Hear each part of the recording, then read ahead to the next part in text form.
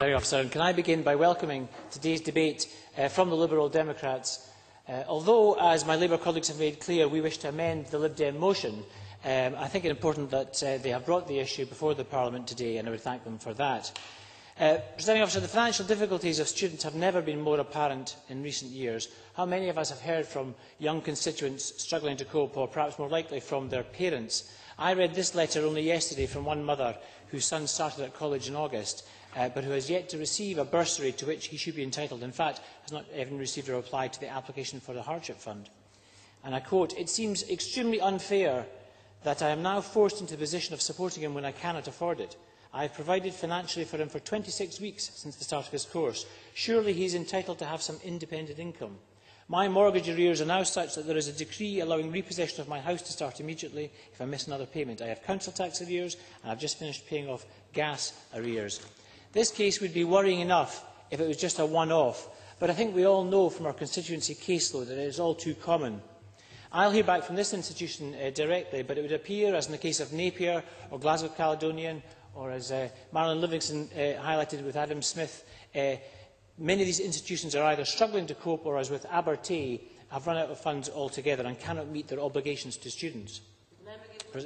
Yes, I will give, please. On Napier University, they didn't actually ask for more requests for funding, and they weren't allocated because they didn't ask it.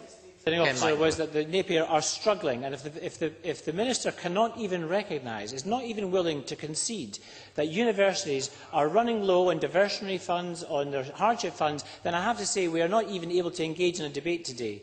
Presiding Officer, such cases are dispiriting, but what I find most disheartening this morning, and when discussing student funding over the last 2 years, is the level of dishonesty surrounding this debate.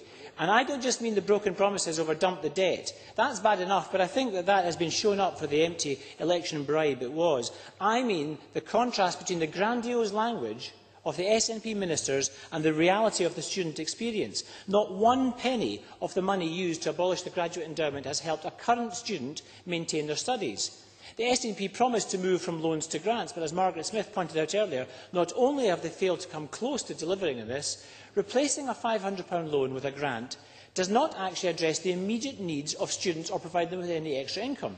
Instead, we still hear the SNP's highfalutin words about abolishing debt without any mention of the millions of pounds in commercial debt at credit card rates taken on by our young people at college and university, a point made earlier by Murdo Fraser.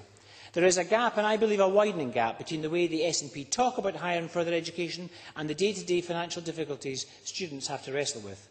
All over the country, students are either working longer hours, where they can get work at all, or they are relying more than ever on their parents, who can often scarcely manage to cope. In the middle of our broader economic difficulties, instead of investing in our future workforce, this SNP government have yet again failed to recognise or rise to the challenge. I believe we can all agree, for example, that we need a highly productive, highly skilled graduate or postgraduate level workforce for a productive economy.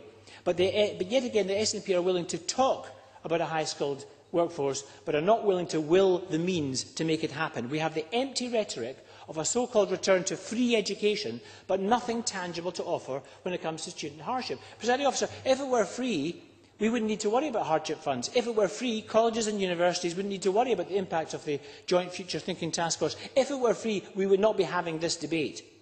If we are to continue operating within the limited funding made available by the SNP government, then we need to refocus support on those who most need it, Scotland's poorest students. The real targets of this policy should be hardship funds and widening access. Dropout rates are on the rise, and many thousands more students have considered dropping out because of financial hardship.